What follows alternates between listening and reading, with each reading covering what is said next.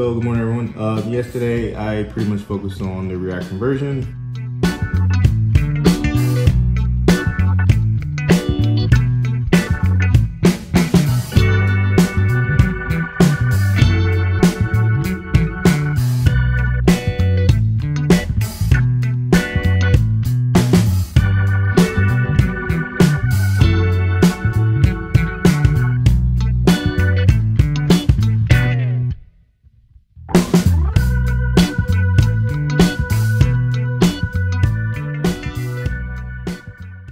Well guys, as the title suggests, I got promoted.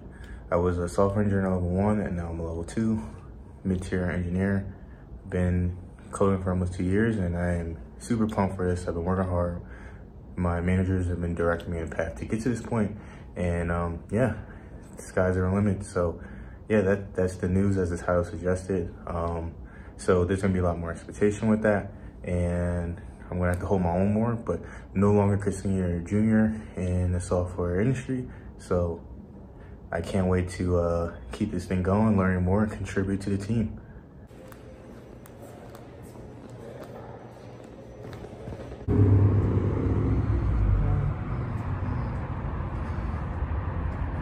So I decided to go for a little walk to talk about what the thumbnail is talking about. But yeah, I was promoted. This happened about a week ago. I was a software engineer. Sorry, it's a little windy, but I was a software engineer in level 1 when I started, and now I've been promoted to a level 2. We're still working on the title, whether it be software engineer level 2 or will it be a mid-level engineer. Honestly, the title doesn't really matter to me. What mattered to me most was not being considered junior. What was really nice was that my manager, Carlos, since I started, laid out a roadmap for me and showed me what it would take, so what their expectations were to get to the next level. And that was really weird and new for me. It's nice knowing what it takes in clear definition so that you can strive to get to that point. And I was able to do it in a really quick phase, just under a year working at the company. So again, I worked really hard for this, but it was nice to have some clear direction for where I need to go career-wise and skill level-wise.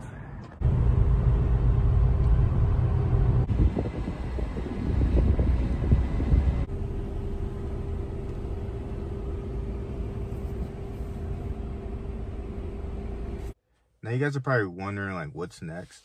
The gap to go from mid to senior is probably a little longer. So my expectations is not really to headhunt for the next level in my career, title wise, but actually to focus more on architecture and decision making. I think the first part of my career has been about what language do I learn and what framework do I learn, Angular, React, how does my resume look good, all these different things. It was all about landing a job and feeling security in my job. Now the focus is on, I need to be ready to, when that next step comes, to be a team leader, whether that is training people, whether that's sharing my knowledge, whether that's taking on bigger projects, which is something that my managers have expressed, is that going forward I will be taking on some bigger projects, which I'm super excited about, and I've actually been doing that the last couple of months. But because of that, I need to be able to make these decisions, not necessarily focus on like how to center a div or do some type of styling or some type of animation or any type of front-end stuff or back-end stuff, creating tables and authentication, all these things. Instead, I want to focus more on why I do things a certain way, how I do, why I decide to do this framework versus this framework, not necessarily knowing how to do each. And just making sure that I can make more senior level decisions, be more productive, and again, share knowledge with other people. So that's kind of my main goal, to really up my skill set. And that's going to be through doing some certifications, reading books, just listening to podcasts, diving into deeper, harder topics, just so that way I am growing, in every aspect, not just the tools I use, but deciding what tools I use and making good decisions. So I hope that makes sense.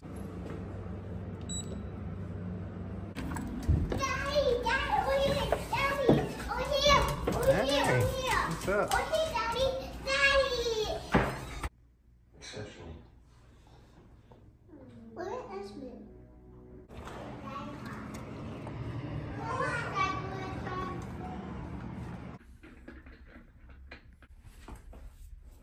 So before ending this video, I really want to give a few tips for anybody looking to go the career ladder or just get a promotion and go to the next step in your career. The first thing I would say is try to be more of an aid than a burden to your new team.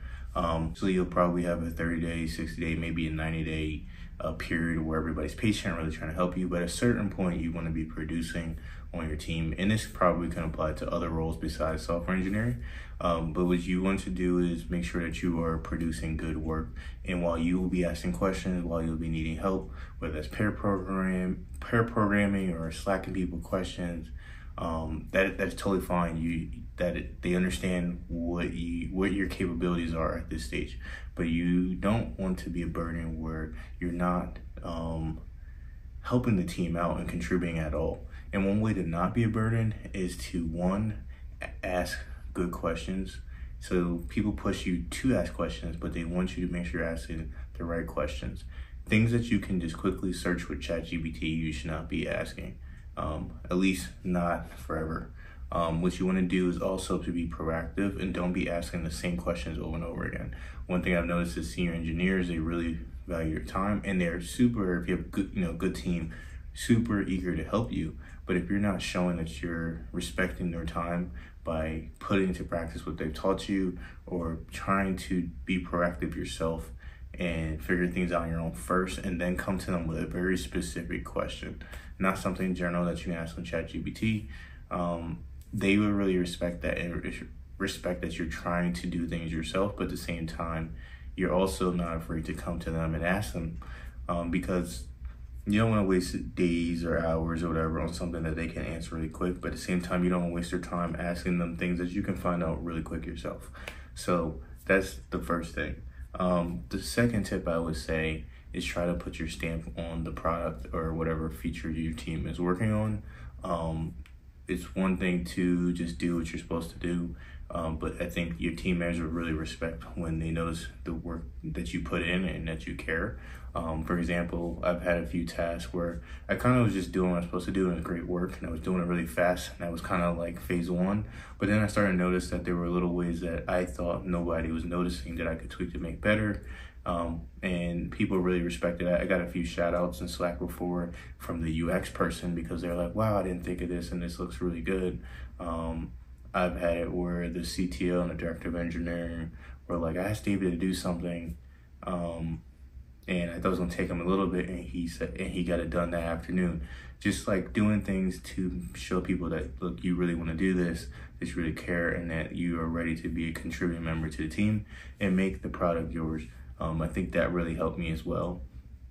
Also, going extra mile. I personally like going into work, but some people don't. But if that's an option, being, just showing face, meaning that you're there, people see you, seeing that you care, being a part of those conversations. Early on in my career, I really kind of wanted to stay out of those important conversations because I didn't know if I had anything to contribute. But you realize your perspective is always valuable. And if you're in a healthy work environment, they will really value your opinion. So I started trying to be involved in those decision-making conversations when I was able to. I tried to be at the office as much as possible. I tried to take on work when, sometimes people ask for volunteers to do stuff. I was willing to do it. And people really, again, saw my effort, and I really wanted to be there. So those are and then the last thing I would say is be clear from the jump that you want that. My mentor I talked about earlier gave me a clear roadmap to get to that spot. And because he opened up that door, it was a little easier for me, but I realized we talked about it bi-weekly. We had one-on-ones, and we had clear definition of a timeline. It was between September to December of this year, and we just keeping it on top of mind and making sure I was doing the things I was supposed to do to get to that point.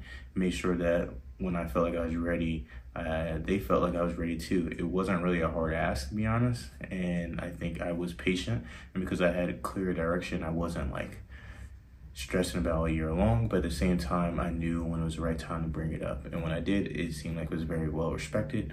When I talked to some of my coworkers that, were behind the scenes saying that they thought it was a software engineer level 2 a long time ago, and they thought it was well deserved, and the title of junior wasn't good for me, and people above me, even the CEO, thought I well deserved it, and they thought I had a career ahead of me. So I feel like the effort I put in and just being persistent and keeping the conversation going really worked in my favor. So I hope that advice makes sense and that it helps you in your journey.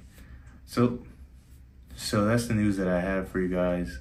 Super ecstatic of where my career is going. Again, for anybody new to my channel, I have no degree. I'm self-taught. I went to boot camp for 2 days and quit because I got a job opportunity. But in less than a year, I was able to break into tech from real estate, and it's been a crazy journey. I'm super excited. I'm doing what I like to do, making good money. I'm in a healthy work environment. It's good for my family. So if I can do it, I know you guys can do it too.